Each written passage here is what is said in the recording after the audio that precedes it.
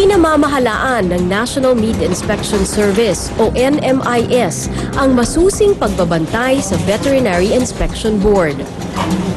Bago mabigyan ng permit ang isang katayan, dapat daw maayos ang pamamalakad dito. Malinis ang mga kagamitan at pasilidad. Parang exam sa eskwela ang pamantayan ng NMIS sa pagbibigay ng permit sa isang katayan. Kailangan magkaroon tayo ng AA at saka AAA na slaughterhouses. In fact, karamihan sa mga local government owned slaughterhouses ay hindi nakapasa doon sa standard ng National Meat Inspection Service. At ito ay pinapayagan natin ngayon, pero darating ang panahon talaga na hindi na natin ito pwedeng payagan.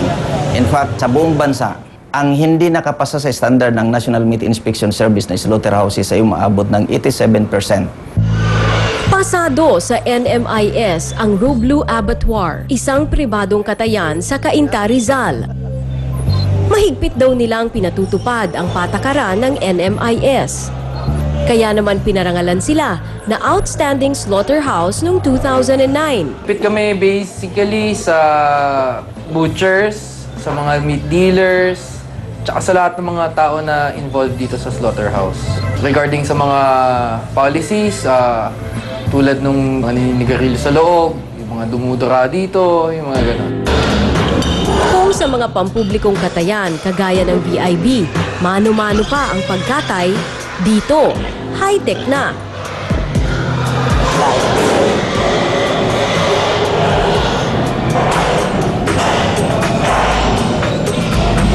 Mas humane yung style nung sa stunning kaysa dun sa mano-mano mong pupukpukin yung baboy. After sa scalding vat, hindi nasasayad yung baboy sa sahig. So, yung hygiene natin dito, 100% talaga. Wastewater system ang kanilang ginagamit sa slaughterhouse. At since malaki nga yung kinukonsume namin na tubig, hindi kami nakakadagdag pa nga sa water pollution kasi nire-recycle namin siya. At isa yun sa requirements ni NMIS. Pero gaano man kamoderno ang kanilang matadero, umaasa pa rin sila sa mga matansero. Mula sa pagpapatakbo ng mga makina hanggang sa paglilinis ng mga baboy. Pero mano-mano man o high-tech, isa lang din ang kakabagsakan ng mga baboy na nakatay.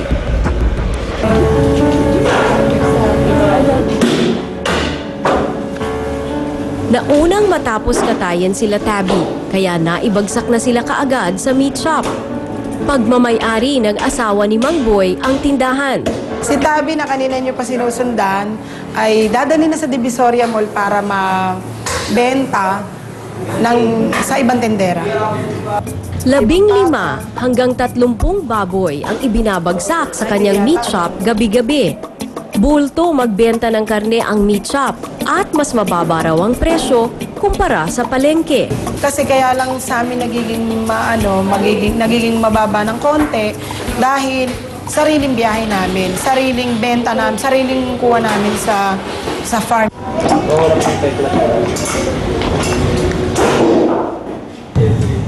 Si Tabby, na kani-kanina lang ay punong-puno ng buhay. Ngayon, unti-unting tinatagtad.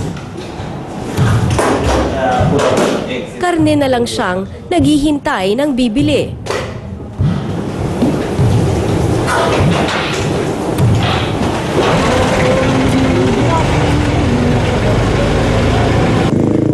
Si Jovit, tuloy pa rin ang trabaho kahit alauna na ng madaling araw. Matapos kasi ang katayan, sumasama pa siya sa truck.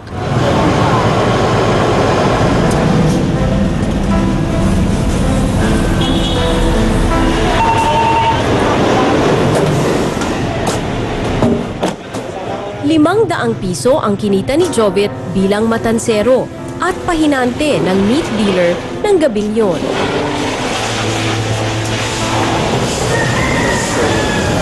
Sa pag-uwi ng mga matansero, nakabibingi ang katahimikan sa katayan.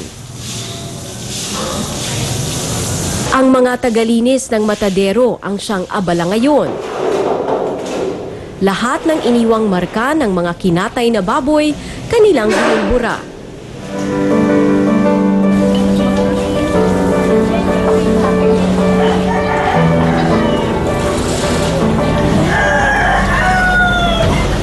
Tanghali nang gumigising si Jovit. Dito ko siya inabutan sa kanilang bahay sa Tondo. Ano nga bang ambisyon mo, pinangarap mo nung bata? Yung bata po ako, pangarap ko maging yung piloto. Nung alam ko nung bata ako, pag pinangarap mo maging piloto, sasakay ka na lang ng aeroplano, tapos papaandarin mo. Yun ang alam ko, nalaman ko. Parang napakahirap. Criminology ang kurso niya sa kolehiyo. Pero kinailangan niyang tumigil nang magkaroon ng pamilya. Gusto mong pabantabusin yun? Makaipon, baka... Huwag na lang. Okay na to. Okay na yun. Pag-ipon ako na lang mga anak ko.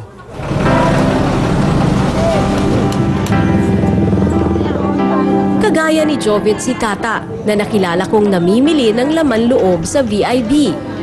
Sa Divisoria ko siya naabutan. Patuloy ang pagkayod. Pamilya rin ang kanyang inspirasyon sa trabaho. Ano ng mga naipundar mo dito sa trabaho mo? Nagkaroon po ako ng sariling bahay, may paupahan po ako. Bali, ang paupahan ko po ay 5. Mas bukod po yung sarili kong bahay. Isang dekada nang umiikot sa karne at lamang loob ng baboy ang buhay ni Tata. Nagbunga naman daw ang kanyang pagsisikap. Bukod dito, meron na ring naipatayong apartment si Tata sa Davao. Yun na nga lang po, kahit anong kalaki yung kinikita mo, kung hindi ka naman marunong magtipid ng pera, walang mangyayari. Ang karne naman ni Tabi, bumagsak sa karinderya at kaldero ni Aling Fe.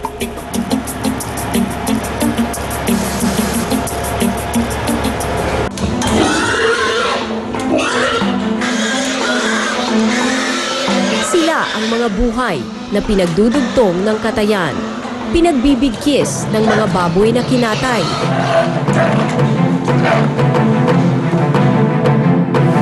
Sa pagpasok ko sa kanilang mundo, nakita ko ang dangal sa kanilang trabaho na hindi dapat maliitin. Yan yung nililinis. Paano mo malalaman kung tapos na? Mahaba. Dahil ang kapalit ng buhay ng bawat baboy na kanilang ginigilitan ay maayos na pamumuhay para sa kanilang mga pamilya. Ako si Cherry Mercado, ang inyong insider. Sige.